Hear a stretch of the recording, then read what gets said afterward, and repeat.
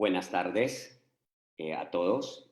Bienvenidos a esta segunda charla del ciclo de conferencias que hemos organizado, denominada La iconografía en el Neotrópico en los Andes septentrionales, organizado por la Facultad de Ciencias Sociales y Humanísticas y el Club AD14 de la Escuela Superior Politécnica del Litoral. En estos 4 días, ya es el segundo, ¿no? Nuestros conferencistas nos llevarán a exponer los resultados de sus investigaciones realizadas en las diferentes localidades del país. Para un mejor desarrollo, como lo hemos ya realizado el día de ayer con la invitada anterior, por este día y los días siguientes, la transmisión va a ser realizada por Facebook Live, donde los conferencistas pueden compartir con nosotros todos sus resultados. Cada conferencista tiene un tiempo de 30 minutos donde va a exponer sus datos y terminado pasaremos a la ronda de preguntas, ¿no? Las cuales serán recogidas a través de la sección de comentarios con sus respectivos nombres. A continuación, doy paso a la señorita Renata Triviño para que pueda presentar a nuestro invitado de este día. Bienvenidos a este ciclo de conferencia que hemos denominado Iconografía en el Neotrópico de los Andes septentrionales, que tiene como objetivo conocer el estado actual de los estudios iconográficos a través de las investigaciones realizadas por nuestros conferencistas. El día de hoy tenemos como ponente al candidato a doctor Juan Andrés López Escorza. Nuestro invitado Juan Andrés es candidato a doctor en Historia de los Andes por la Facultad Latinoamericana de Ciencias Sociales. Es máster en Arqueología del Neotrópico por la Escuela Politécnica del Litoral y licenciado en Antropología con mención en Arqueología por la Pontificia Universidad Católica del Ecuador. Su investigación se enfoca en arqueología cognitiva, iconografía prehispánica y recientemente ha incursionado en la etnohistoria. El expediente curricular de Juan Andrés es amplio, por lo que tomaría un buen tiempo seguir mencionándolo. Así que para no alargar esta introducción y sin más preámbulo, daremos paso a la conferencia titulada Sillas de Poder y para quién.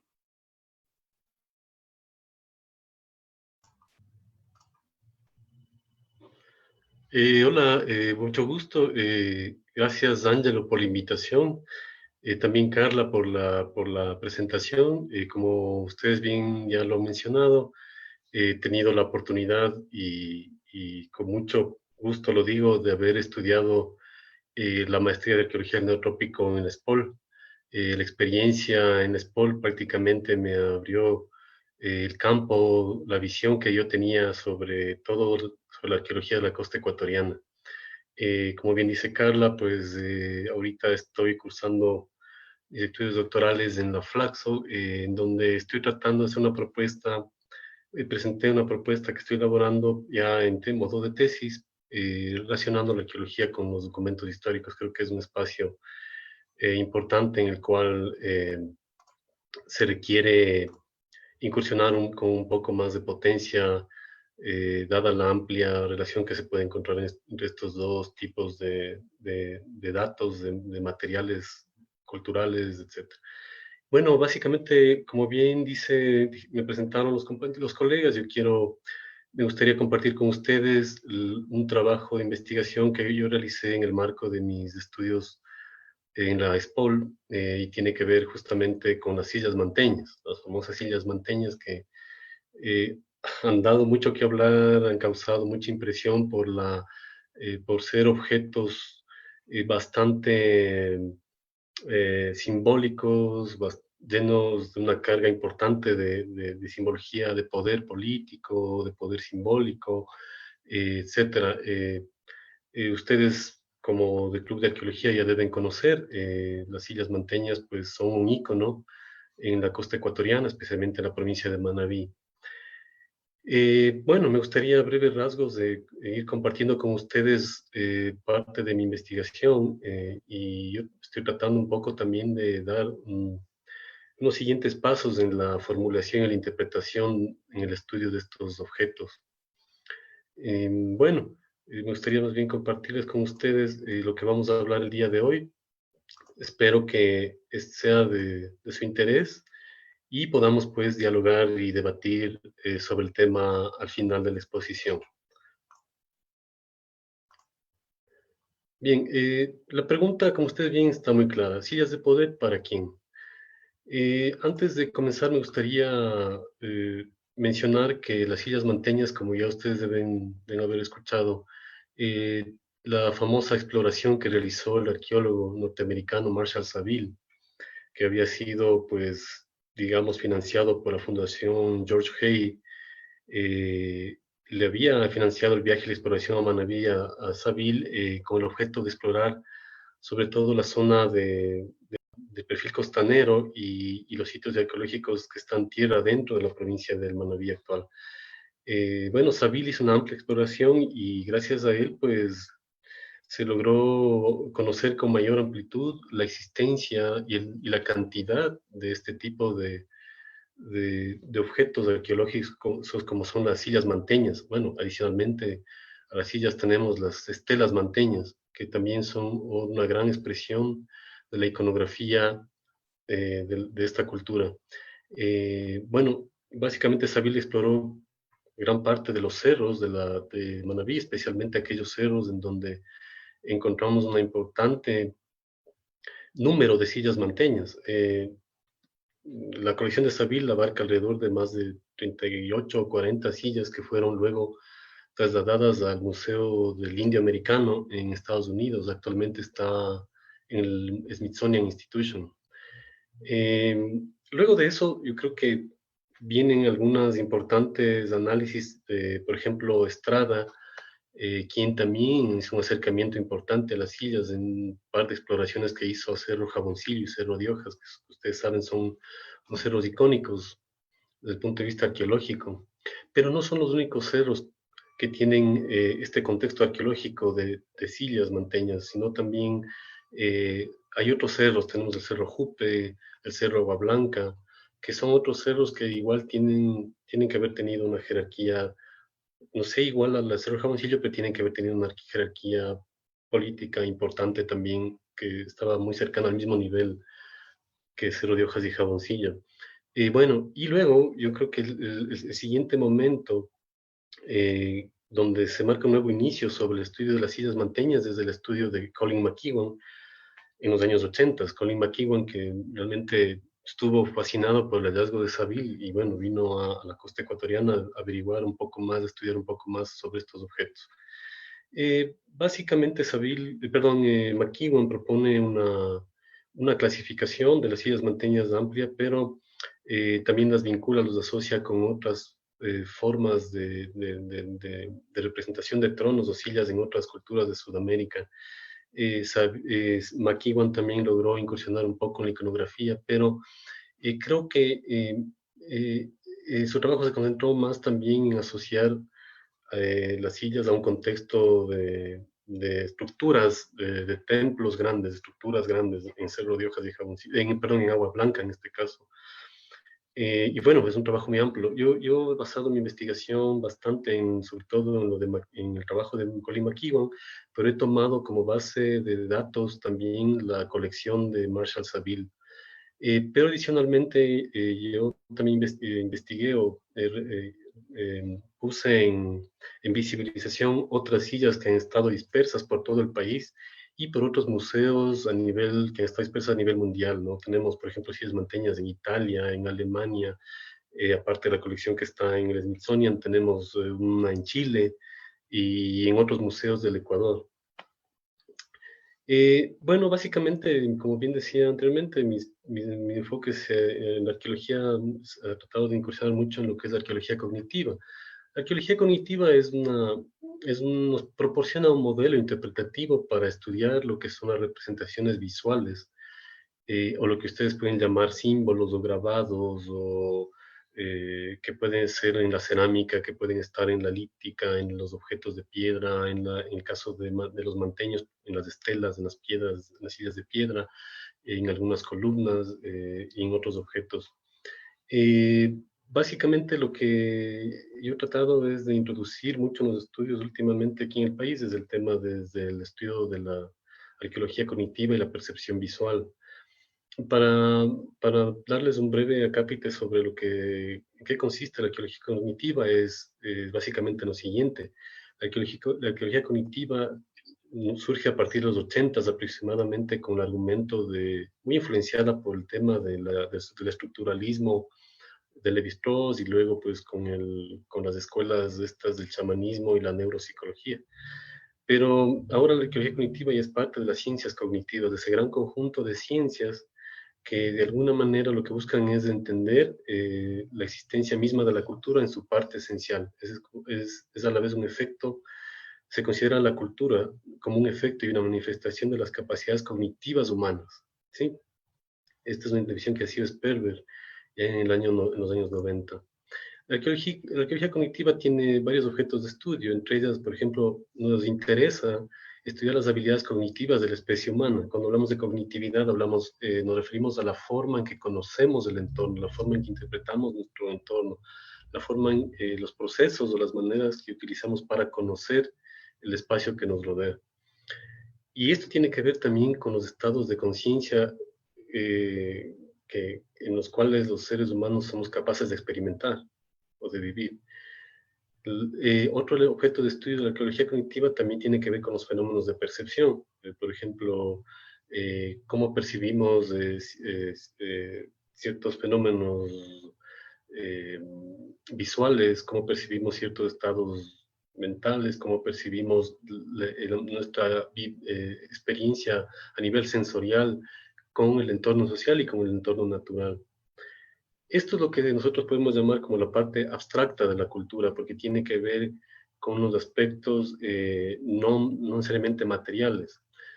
Por ejemplo, los símbolos o grabados que encontramos en la cerámica, en este caso, o en las sillas manteñas, es una expresión los símbolos que encontramos ahí son una expresión abstracta de la cultura, es una abstracción de las ideas, es una abstracción de los pensamientos, es una abstracción de lo que están viviendo los individuos en su relación con ellos, en sociedad y en su entorno natural. Para resumir, la arqueología cognitiva lo que hace es, no se pregunta qué pensaban los individuos, es muy difícil saber qué pensaba un individuo mientras vivió en esa época. Nos interesa saber cómo pensaban. El cómo es diferente al qué. El cómo nos lleva a preguntarnos de qué manera razonamos, cuál es nuestra lógica implícita en nuestra vida social, en nuestra vida en sociedad. Entonces, el cómo pensaban tiene que ver con la lógica que utilizamos para interpretar la vida, el mundo, la naturaleza, etcétera, las relaciones con otras sociedades, etcétera. Entonces, el cómo tiene que ver con las formas de razonamiento que utilizamos para ordenar nuestra vida, ¿no? Entonces, la arqueología cognitiva busca explicar eso, el cómo pensaban los individuos. Y para hacer este acercamiento a la iconografía de las sillas manteñas, lo que yo hice es utilizar un poco lo que es la escuela de la Gestalt, que es una escuela alemana que aparece a inicios del siglo XX, entre 1912 y 1922, y cuyo axioma principal es que el todo es más que la suma de las partes, ¿no? Entonces, la percepción viene a ser un conjunto, es decir, un todo, en el cual forman parte también las sensaciones, al igual que la asociación y la atención que está dando el individuo a su entorno. La percepción es uno de los factores que influye en la manera en que conocemos, ordenamos, interpretamos, concebimos culturalmente el entorno que nos rodea. Pero esta percepción sigue varios patrones, ¿sí? Entonces, por ejemplo, cuando nosotros queremos interpretar nuestra realidad a través desde un punto de vista racional, lo que usamos es varias operaciones mentales. Por ejemplo, tendemos a hacer separación de elementos, segregación de elementos, rotación de elementos en nuestras percepciones visuales del entorno para poder interpretarlos. Y la escuela de la Gestalt tiene varias leyes de percepción. Tenemos, por ejemplo, la ley de no de no agrupamiento, de proximidad, la similitud por colores, la similitud por tamaños, la orientación, el paralelismo, la simetría, la continuidad, entre otros. No me voy a detener en la definición de todos porque lo que quiero que ustedes que vean es únicamente que existe todo un proceso de ordenar las percepciones y de agrupar las percepciones de la realidad que nos rodea a partir de estos principios gestálticos, ¿no? Entonces, yo me voy a saltar un poco porque esto ya es un poco más específico. Me gustaría simplemente mostrarles un poco que la muestra que yo utilicé para mi investigación, yo hice un total de 83 sillas manteñas, de las cuales 71 son sillas que están completas, que están totalmente bien conservadas. 51 de estas sillas provienen del Instituto Americano de la Colección Urgey, actualmente Instituto Smithsoniano, el Museo Carlos Ceballos Menéndez de la Casa de la Cultura de Ecuador, que está en la ciudad de Guayaquil, en el Museo Municipal de Guayaquil, 3 sillas, en la Casa del Lavado de Quito tenemos 2 sillas, en el Museo Jacinto y Camaño 3 sillas, en el Museo Antropológico MAC tenemos 2, el Museo Privado Luis Cordero de Cuenca tenemos 1 y en el Museo del Ministerio de Cultura tenemos 1. En el Museo de Salango tenemos 1. También ahí se logró identificar un importante número de sillas incompletas, ¿no? Tenemos 3 incompletas en el Smithsoniano, 4 en Guayaquil y 3 en Salango. También algunos fragmentos dispersos que han servido, porque algunos sillas están completas, pero algunos fragmentos tienen grabados y eso ha servido también para la investigación. Las sillas pueden clasificarse de distintas maneras, pero yo propongo una clasificación muy general y muy simple.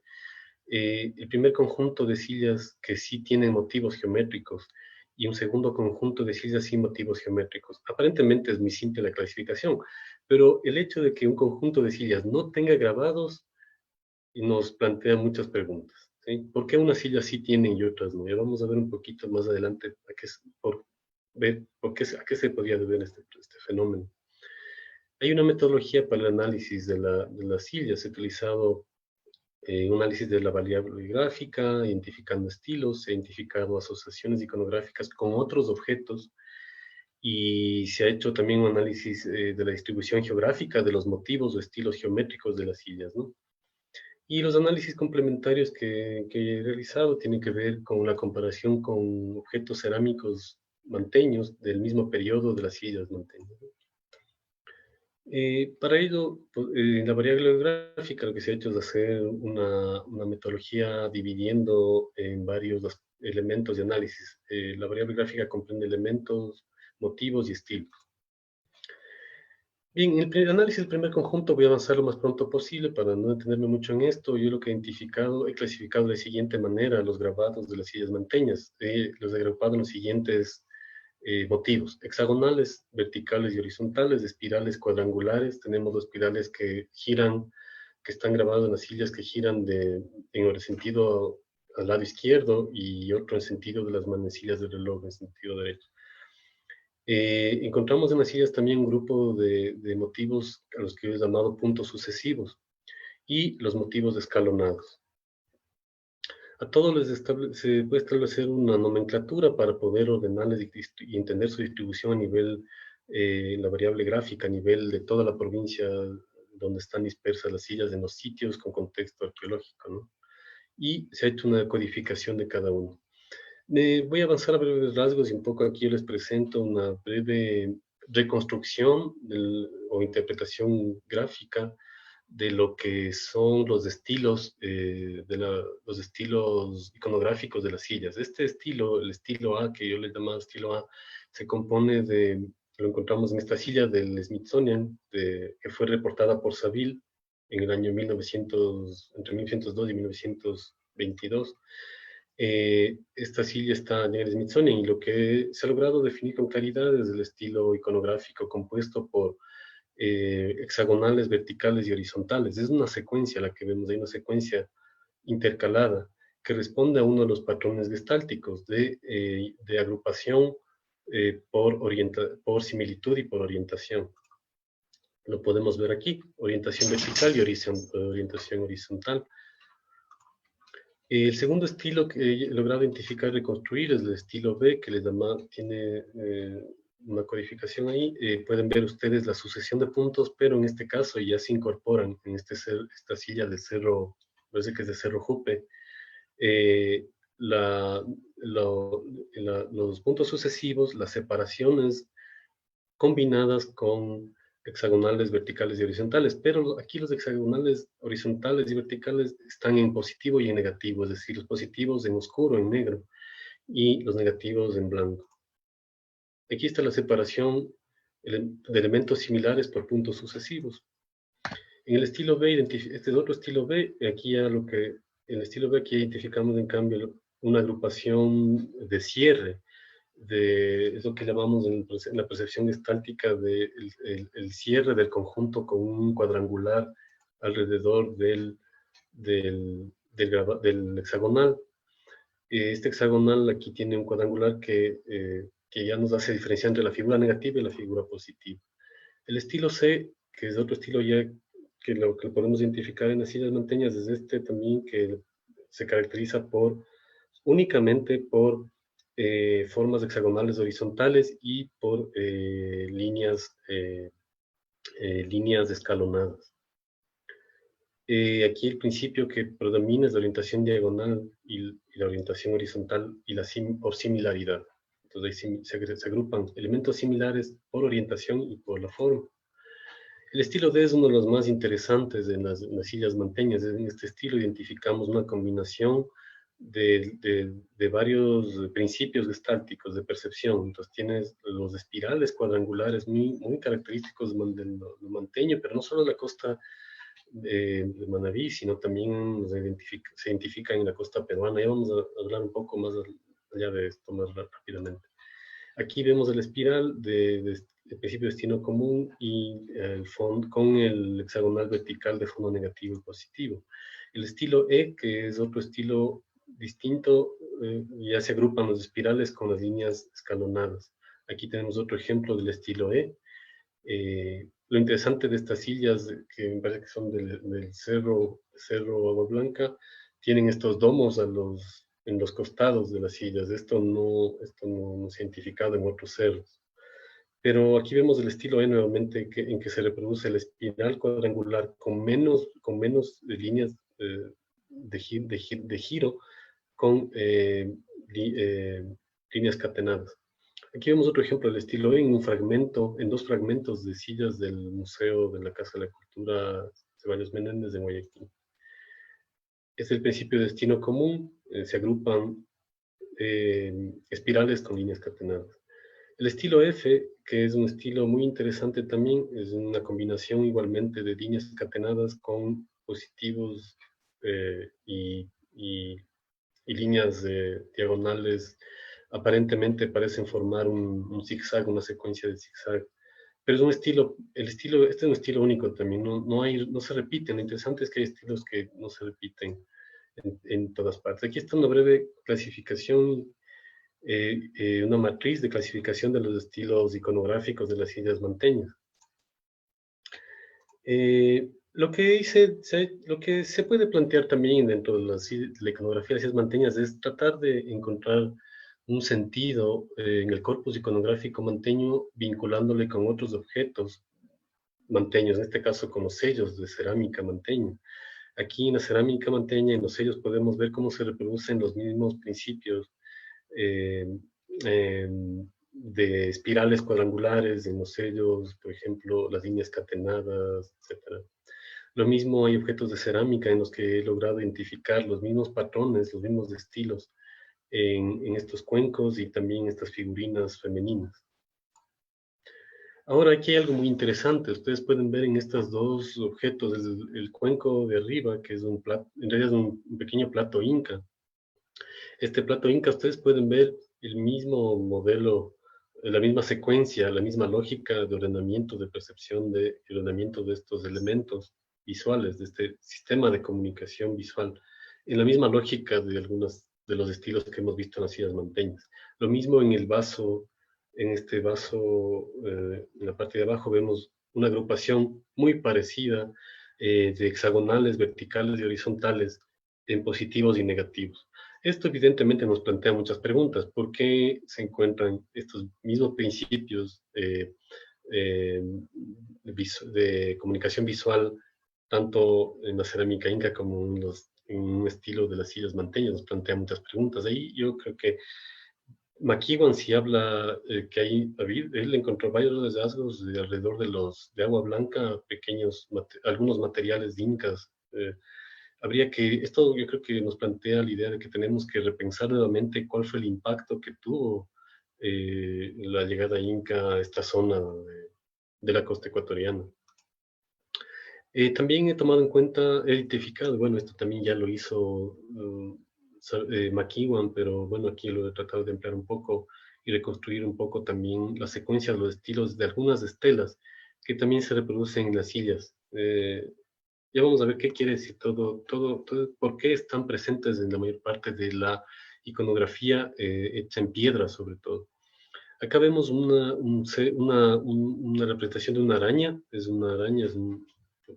probablemente tenía un importante, ya vamos a ver cuál es el papel que tenían en la representación de estos distintos seres de la naturaleza, ¿no? En las sillas manteñas, en la cultura manteña. También esta araña está con estos hexagonales separados horizontalmente. Aquí tenemos un emblema manteño que es una especie, un fragmento de estela reportado por McEwan, donde se ve el hexagonal sostenido como una especie de emblema, como una bandera, por un individuo. Eso es muy interesante también. Eh, Me gustaría avanzar un poco más y aquí tengo un breve mapa de lo que sería de lo que sería la distribución de los estilos iconográficos de las sillas manteñas en los cerros más importantes de la cultura manteña. Entonces, por ejemplo, en Cerro Jaboncillo tenemos el estilo A, en el Cerro de Hojas tenemos el estilo B, en Cerro Agua Blanca está el estilo C, el A y el D también, en Cerro Jupe tenemos el estilo D, en Agua Blanca tenemos el estilo E y el estilo F que está también en Cerro de Hojas. Entonces, ustedes pueden ver que la distribución de estilística de los iconos de las sillas manteñas están bastante distribuidos en todos los cerros de poder, de administración política de la cultura manteña de norte a sur, a excepción de Cerro Agua Blanca, donde solo encontramos el estilo B y el estilo E. Eso es muy interesante. Aparentemente lo que indicaría esto es una posible, la ciudad manteña estaba en un momento de expansión, pero también y yo creo que los caciques, los señores de poder manteños estaban tendiendo cada vez a una autonomía mucho más amplia de lo que tuvieron al inicio de su conformación como una sociedad preestatal, como bien menciona Jorge Marcos. Bueno, y me voy a pasar brevemente al segundo conjunto. El segundo conjunto de sillas son las sillas manteñas que no tienen grabados. Sí, aquí voy a algunos ejemplos, pueden ver. La mayor parte de sillas están construidas en arenisca, fueron elaboradas en arenisca y las canteras obviamente estaban cerca de los mismos cerros.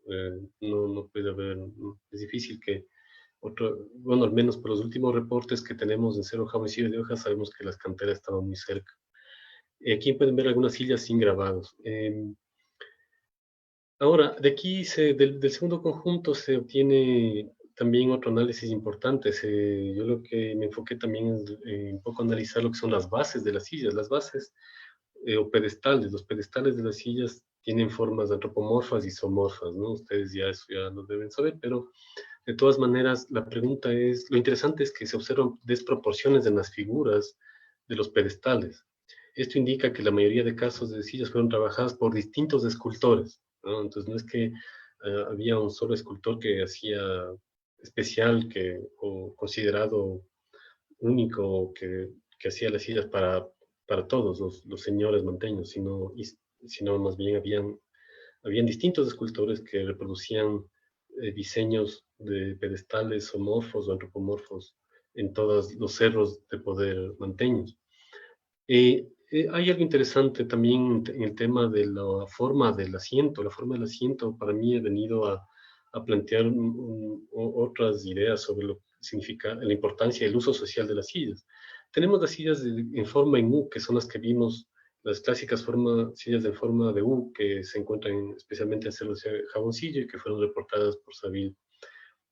Es el estilo más común, tiene por lo general una base cuadrangular de ángulos rectos, otros tienen una base circular o curva con ausencia de ángulos y con un espesor variable de un cerro a otro.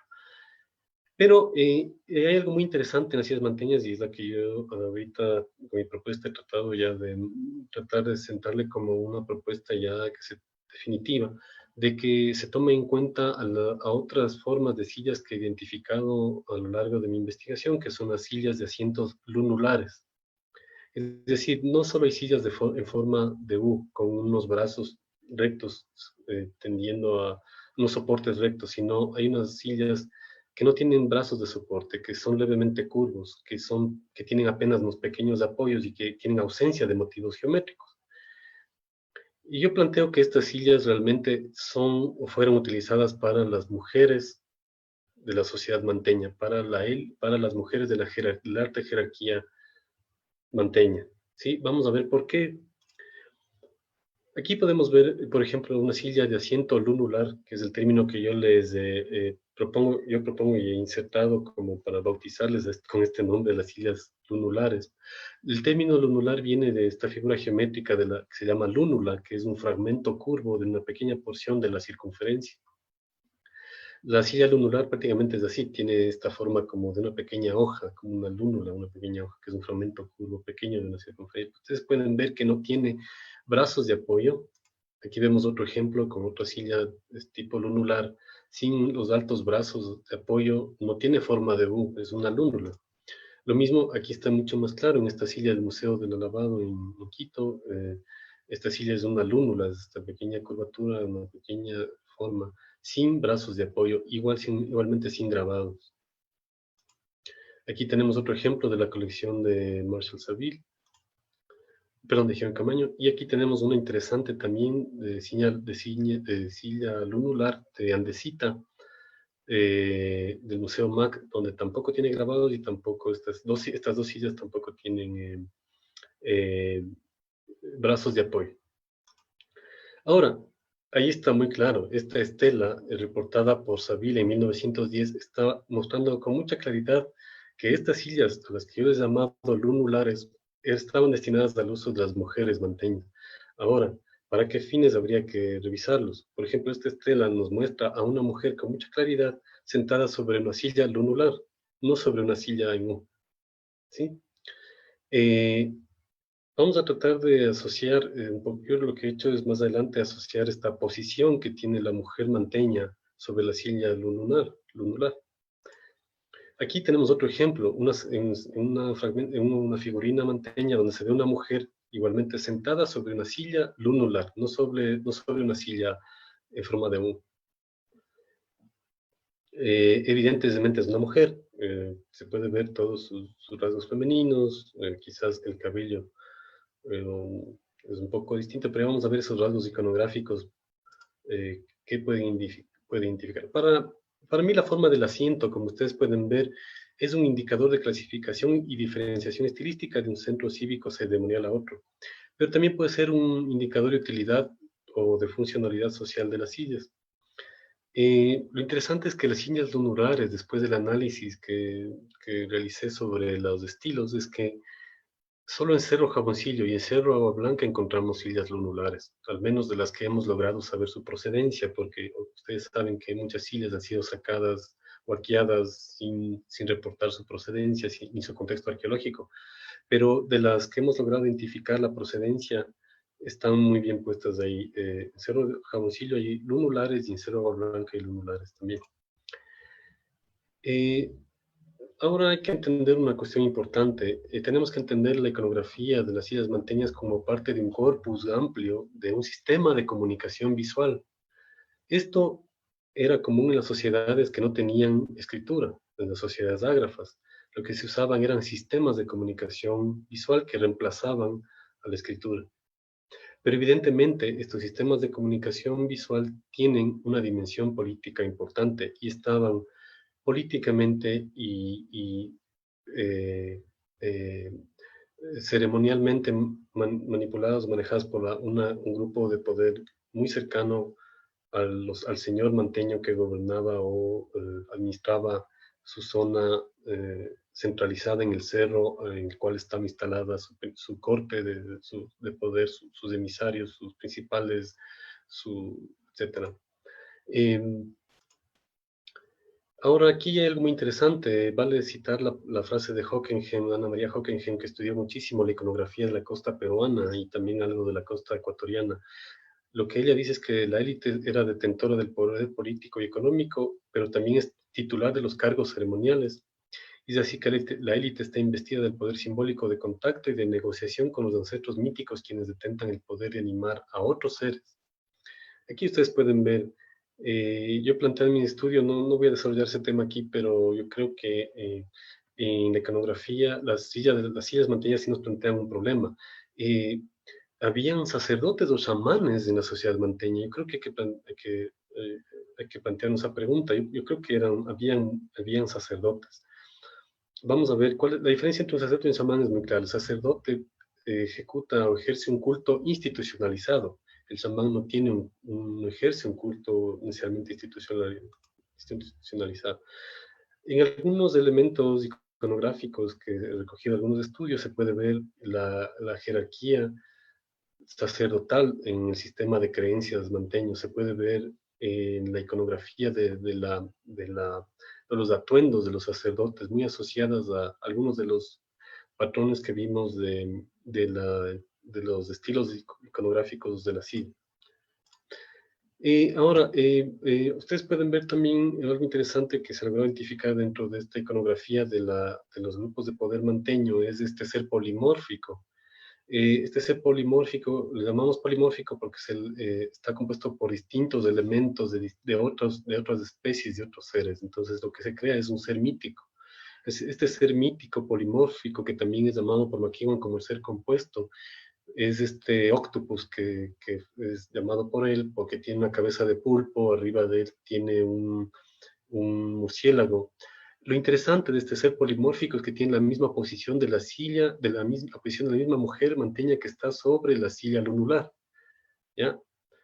Entonces, hay un vínculo, evidentemente, entre este ser polimórfico y la mujer manteña que es la mujer, puede ser mujer sacerdotal o puede ser de la élite manteña que está en la misma posición que este ser polimórfico.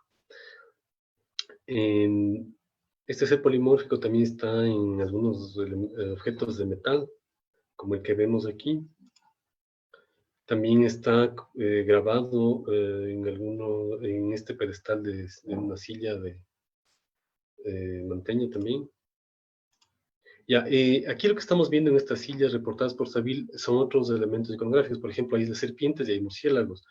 Aquí yo creo que es importante quizás plantear el enfoque de Hockenheim de que este ser polimórfico que está muy asociado quizás a la fertilidad de la mujer, tiene sus asistentes, es como lo podemos plantear como un panteón de seres míticos manteños, ¿no? ¿Ya? Que están, digamos, vinculados alrededor de este ser mítico, ¿sí?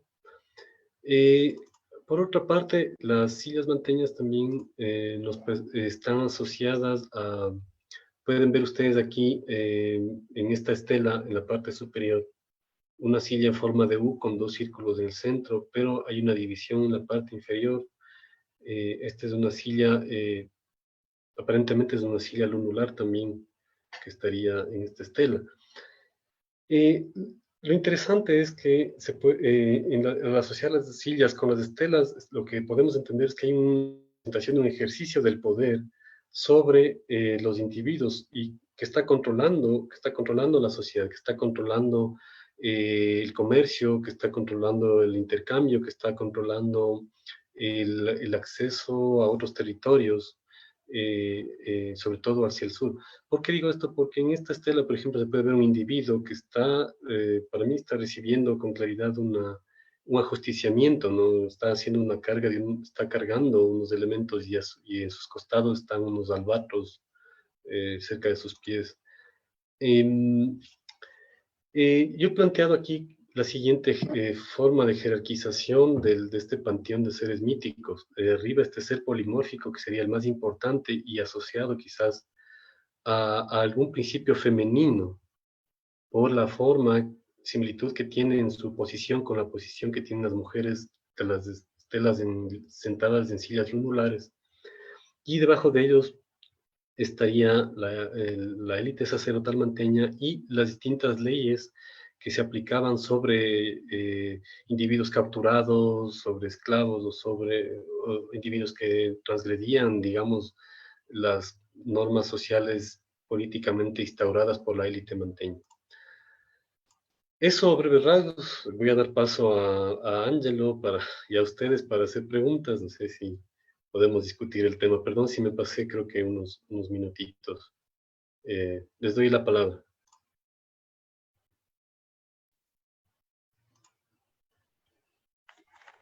Muchas gracias, don Andrés. Excelente exposición. Bueno, vamos a proceder con las preguntas de interés por parte de nuestro público. La primera es vía Facebook, realizada por José Ávila, ya que él menciona que usted habla sobre una tipología específica, así que quisiera saber si se dio en una fase específica o se da en diferentes líneas cronológicas.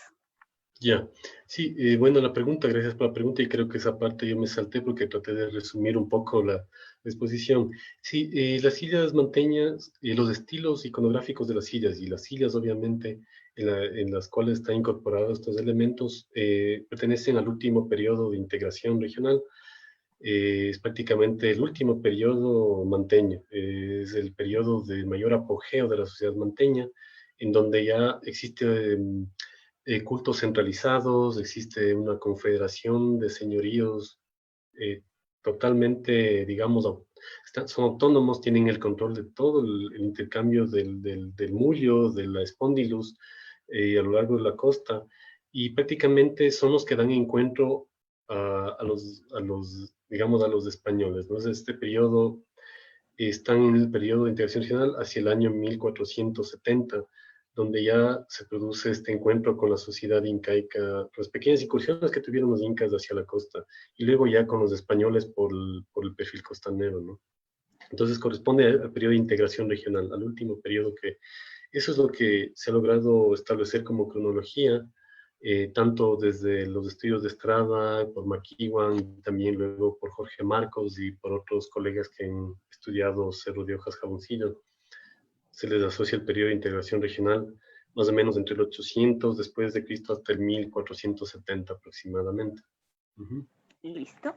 De parte de David Vera vía Facebook, menciona que tomando en cuenta la repetición de iconografía en las sillas, ¿podríamos estar hablando de una estandarización en la parte artística? Sí, esa es una muy buena pregunta y concuerdo con eso porque ¿qué significa la estandarización?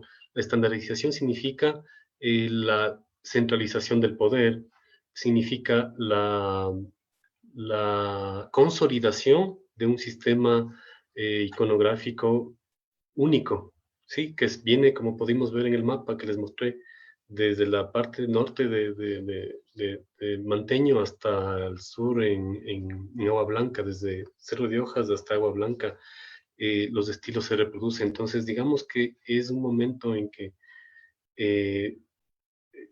la sociedad manteña se consolida y se estandarizan los elementos simbólicos. ¿Por qué? Porque básicamente, como bien ya lo ha mencionado también Jorge Marcos en sus estudios, que es una ciudad que se integró distintos señoríos y que luego pudo llegar a ser una sociedad preestatal.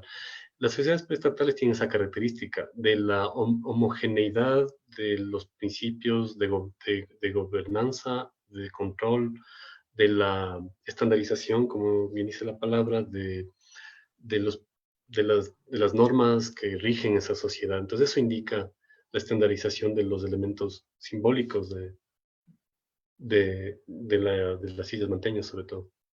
Ya, listo. De parte del doctor Edmundo Aguilar, Él pregunta si las sillas de poder se trata de una particularidad cultural de los manteños o también se encuentran este tipo de sillas en territorios huancavilcas. Ya, quería llegar a esa pregunta y justo cuando estaba preparando las diapositivas, me vino la misma pregunta. Sí, a ver, esa pregunta es clave porque, a ver, hay sociedades de los del neotrópico, o digamos que están a lo largo del neotrópico, que por lo general sí tienen sillas, pero no como las sillas manteñas, no son de piedra. Colin McEwan hizo un inventario de sillas, pero comparándolas con sillas de Centroamérica, por ejemplo, en Centroamérica tiene sillas de madera más pequeñas para usos rutinarios, para usos cotidianos. El contexto de las sillas manteñas es un contexto único, es un contexto evidentemente ceremonial de poder y también de poder político. Ahora, ¿por qué no hay sillas manteñas en el sur, hacia el sur, en la área Huancavilca, en el litoral del Guayas? ¿Por qué no hay hacia el sur? ¿Por qué de Agua Blanca más hacia el sur no existen? Es sencillo. Mire, lo que hay que definir con claridad es lo siguiente. La ciudad manteña tenía muy claramente los límites, sobre todo los señores manteños. Yo sí les llamaría caciques porque es el término que también utiliza la historia para referirnos a los señoríos de la costa en los documentos históricos. Mire, yo creo que los manteños ya definieron bien sus límites como sociedad compleja, como sociedad articulada hacia el sur, porque ya desde el periodo eh, formativo ya hay indicios de contacto con culturas del sur del Perú, y eso bien lo reporta, hay la entrada desde el sur peruano por la costa con intercambio de espóndilus en distintos periodos en distintos periodos históricos, ¿no? Desde el formativo tenemos, y lo ha demostrado Jorge también, de la presencia de intercambio de espóndilus en zonas del litoral. Entonces, Manteño no podía expandirse más porque se encontraba con sociedades muy fuertes, muy amplias, venidas desde el sur. Entonces, probablemente el límite estaba cerca de Agua Blanca, justamente como se está planteando. Por eso no hay sillas más al sur. En los Huancavilcas, que también fueron llamados por Gijón como los manteños del sur, eh, está bien llamar los manteños del sur porque sí hay similitudes, pero no hay sillas porque la élite tenía que cuidar sus espacios de poder, tenía que controlar sus espacios de influencia y no iba más allá de Agua Blanca. Más hacia el sur ya tú tienes la incursión de Chimú, hay probablemente Hockenheim menciona que ya Chimú empezó a incursionar hacia el litoral con intercambio de espóndilos por la cerámica que encontró ella, la llamada cerámica vicus, que es una cerámica que permite establecer estos nexos estilísticos o estas influencias culturales a través del intercambio con el sur peruano. Entonces yo creo que no se expanden más hacia el sur, no hay más sillas hacia el sur por esta razón, porque hacia el sur tú ya tienes un sistema de intercambio de sociedades muy fuertes, muy complejas también, y eso evitó que prácticamente los centros de poder manteños ya no se expandan más, ¿no? Evidentemente esto está muy bien marcado arqueológicamente, se puede definir eso. Eso ¿Listo? espero haber respondido. La siguiente pregunta también es por parte de vía Facebook, de la señorita María José. Ella pregunta si las sillas de poder manteñas se relacionan con un tipo de sociedad jerárquica, como pasa en Jamacoaque, que hay estatuillas de chamanes donde se diferencia a los expertos con los aprendices. Interesante, miren. Sí, a ver, sí, en Manteño sí, evidentemente sí hay evidencias de un chamanismo, pero aquí hay que definir algo. La sociedad manteña, al tener un poder centralizado y al tener características de una sociedad preestatal, es una sociedad que prácticamente el chamanismo cobra otro matiz, otro momento en la complejización de sus cultos. ¿Por qué? El chamanismo es muy antiguo, el chamanismo tiene miles de años, pero parece que la iconografía indica en Manteño que los elementos del chamanismo en sí mismos van diluyéndose de forma muy sutil en la iconografía de los señoríos manteños. ¿Cómo? porque tú ya no ves elementos chamánicos exclusivamente, tú ves emblemas, tú ves atuendos sacerdotales. El chamán tiene características propias en su representación iconográfica, no está ataviado con collares, con animales, con aves, con serpientes, con otros seres. Pero en Manteño encontramos ya un nivel de institucionalización del chamanismo que llega, podríamos plantearle al nivel de ser sacerdotes, ¿sí? ¿Por qué? Porque el culto ya está empoderado de una élite, de un grupo de poder que controla no solo el intercambio, eh, la producción, sino también controla las maneras de enseñar los cultos, la manera de expandir los cultos, la manera de hacer cumplir los cultos. Entonces, ahí ya no es chamanismo, ahí ya no es chamanismo, ahí ya es, digamos, un sistema institucionalizado de cultos, ¿no? Ahora, algo interesante, Colin McKeown menciona también, por ejemplo, hizo un análisis de la orientación de los templos manteños de Agua Blanca, orientados a los equinoccios y solsticios. Entonces, eso también indica que el culto solar, que es mucho más tardío del chamanismo, o sea, viene mucho más tarde, eh, indica que evidentemente ya el chamanismo quedó atrás como tal. Quizás yo planteo eso. Ya. No sé La si, siguiente pregunta viene de parte mía. Quisiera sí.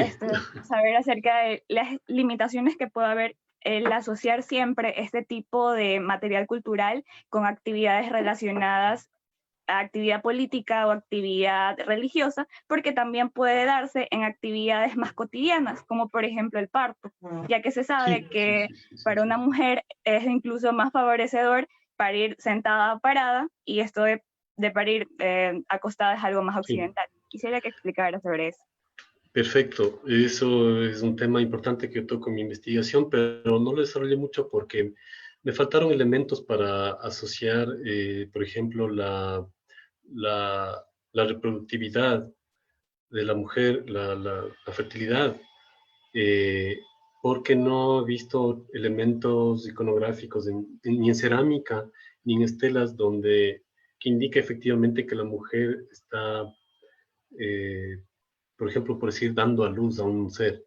Eh, pero la posición indica que es así. La posición en que están las mujeres sobre la silla lunar, evidentemente hace alusión a la reproducción, ¿sí? Y las sillas que les llamo sillas lunulares se hicieron evidentemente para eso, porque, mire, usted no encuentra ni una silla lunar con representación de un individuo, de un hombre, de una masculinidad, ni con ropa, entonces, ni en ninguna posición especial. La silla lunar con la mujer en posición de dar a luz, eh, evidentemente nos lleva a pensar que estas sillas estuvieron hechas exclusivamente para eso, para dar a luz, sí. Eh, claro, es interesante que además hay un ser polimorfo que se asocia a esa posición, habría que ver el significado que tenía quizás la reproducción o la fertilidad, en este caso con la mujer. Yo creo que ese es un tema que sí falta explorarlo un poco más, pero yo dejo abierta la posibilidad de que sí son representaciones efectivamente alusivas a la reproducción femenina. Listo. Y la última pregunta es por parte de Denis Alguero, también vía Facebook. Él pregunta si existen pinturas de relieve en las sillas y si hay un tipo de investigación acerca de eso. Eso sí existe, se ha reportado, a ver, me parece que sí, creo que es de Estrada, Emilio Estrada, en los años 80 me parece que reporta, él de hecho registra, él toma una fotografía de un templo manteño, me parece que es hacia el sur, no sé si es por cerca de Agua Blanca, me parece. Hay una fotografía en una publicación de él donde se ve eh, eh, una pared de un templo manteño, de una estructura manteña que puede haber sido una especie de templo, porque está conformada aparentemente con bareque y barro, ¿no? Entonces, lo interesante ahí es que en esa fotografía se puede ver la misma iconografía de las sillas, pero pintada en esa pared. Esa misma, por ejemplo, ahí yo le vi en esa foto y no la cité en estas diapositivas, pero sí está en mi tesis, está citada esa representación y se puede ver la misma iconografía de las sillas pintada en una pared de un posible templo manteño, de una estructura manteña, en la cara interna de la estructura. Se puede ver el bareque y entre las dos varas de bareque los puntos sucesivos hechos en arcilla, ¿sí? Los mismos puntos sucesivos que vemos en algunos de los estilos de las sillas.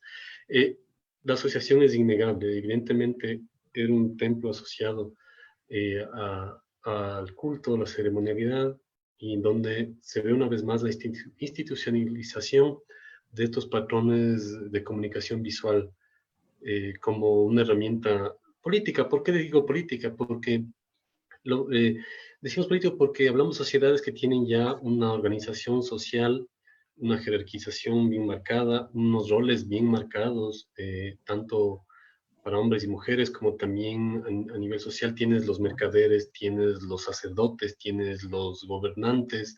Entonces, eso responde a una organización política propiamente. Y los templos reflejan esta misma iconografía de esta forma de, de organización social manteña. Sí. Listo, eso es todo. En verdad, muchas gracias por tu participación. Fue una increíble ponencia. Ya. Le daremos paso al profesor Ángelo. Muchas gracias. Gracias, Carla, a usted. Sí, Renata. Hola, Ángelo. Hola, bueno, mi gratitud, Juan Andrés, y agradeciéndote a nombre de la Facultad de Ciencias Sociales y Humanísticas, a nombre del Club AD14, el Club Estudiantil de Arqueología, y a la Escuela Superior Politécnica del Litoral, por permitirnos que tú nos puedas compartir tu investigación sobre iconografía manteña. Es un trabajo muy bueno, elegante, muy limpio, muy ordenado, muy disciplinado, muy bueno. No se ha hecho mucho sobre iconografía manteña. Tú y Andrés Gutiérrez Ucillos también lo ha realizado para sillas manteñas allá en el Museo de América en España. Bien, revisando todo tu trabajo, y como indicó la ponente de ayer, la doctora Ugalde, nuestra querida colega y amiga, entonces estas representaciones visuales de las sillas manteñas son parte de un programa visual, igual como el programa visual que está proponiendo también la doctora Ugalde, ¿no? Toda esta cuestión visual intencionada con el fin de reflejar una unidad territorial, ¿no? Y cultural. El análisis que tú propones en tu tesis, en tu investigación, probablemente para tu doctorado, dan la pauta para posibles respuestas relacionadas al uso social y a su función, en relación a distintos actores de jerarquía manteña, ¿no? Y también vamos viendo poco a poco, por eso es esta segunda, en este ciclo de conferencias que entraste como segundo, era para abrir el camino y ver más allá de lo que siempre nos han propuesto, o es señores, pero no señoras, ¿no? Caciques, pero no hay cacicas. Ahora, si hay una cacica, si hay esa silla manteña lugar donde está una persona, una mujer, ¿es cacica o no es cacica? ¿O es una señora que va a dar a luz, ¿no? Que va a parir? Entonces, esa revisión nuevamente es muy buena, nuevamente releer la iconografía que da esta pauta para poder entender la cosmovisión y poder leer todos estos símbolos que nosotros, como sabemos, no tenemos escritura, somos sociedades ágrafas. Entonces, estos actores de jerarquía manteña conforman cualidades tanto masculinas como femeninas, sacerdotales, chamánicas, en todos estos aspectos que los has mostrado, y todos los seres, estos míticos polimorfos. Entonces, estas interacción entre espacios centralizados, que tú también lo expones, ¿no? De poder y espacios de poder imaginarios, que falta también por seguirlo trabajando. Este es un puntapié inicial en la iconografía manteña, muy bien planteada, muy bien puesta. Te felicito a nombre de todos los estudiantes y de todas las personas que estamos aquí reunidos para escucharte. Bueno, mi gratitud a nombre de todos nosotros. Listo, gracias Ángelo, gracias a ustedes. Me alegro volver a vernos a los tiempos y también volver a escuchar del SPOL que realmente tengo mucha gratitud por todo lo aprendido ahí realmente y bueno, pues hay que seguir adelante y que podamos seguir haciendo este tipo de encuentros, este tipo de diálogos, de debates, que lo hagamos más seguido. Yo estoy igual a las órdenes para seguir tratando estos temas. Les mando un grato saludo y felicitaciones a los nuevos estudiantes de arqueología también que están siguiendo con ímpetu esta profesión tan importante. Bueno, gracias, Juan Andrés. Ya pues. Mismo quiero invitarlos a ustedes el día de mañana, que es nuestra tercera charla, donde va a intervenir el máster Andrés Mosquera con su iconografía en el Cerro Catacho. Están todos invitados y estamos dispuestos a escucharlo. Es a partir de las 4 de la tarde y bueno, los esperamos. Inscríbase en el link y para continuar con este ciclo de conferencias de iconografías en el Neotrópico de los Andes septentrionales. Yo estoy muy contento porque estoy presentando a mis maestros, a mis colegas y compañeros de trabajo y a una escuela que se viene dando con María Fernanda Ugalde y sus alumnos que lo están presentando aquí mismo en la cuestión de iconografía. Bueno, mi gratitud a todos, muchas gracias por la atención. Están mañana invitados todos y todas a la charla de Andrés Mosquera. Mi gratitud. Gracias.